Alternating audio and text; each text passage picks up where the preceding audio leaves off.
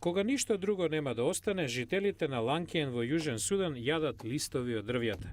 Слабите жетви, судирите и трговските проблеми направија хуманитарните агенции да ја класифицираат оваа област во третото ниво на криза со храна, за 2 помалку од општа глад.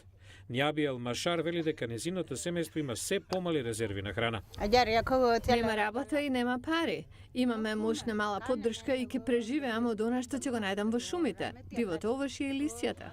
Ланкиен е седиштето на опозицијата, каде што повеќето бунтовници се од редовите на етничката група Нуер, која што се спротистави на владата на председателот Салва Кир, бидејќи областа е обкружена со владини сили, местото тоне во се поголема изолација.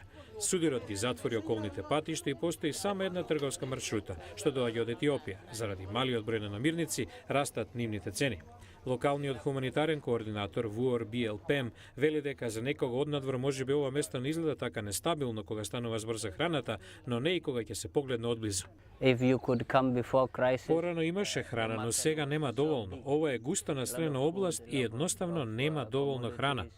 Помошта на Обединетите нации преку воздушни пратки и дистрибуција на основни суви производи помогна да се спречи уште поголема криза, но доставите не секогаш стигнуваат навреме, а резервите од претходната се ниски. Хуманитарните организации размислуваат како да помогнат на населението за време на предстојната дождлива сезона, вели Алберто Макер од Оксфам.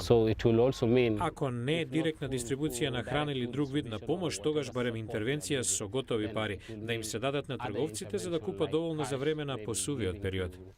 Кризата со храна во Ланкиен е сериозна, бидејќи во основа се работи за борба за опстанок.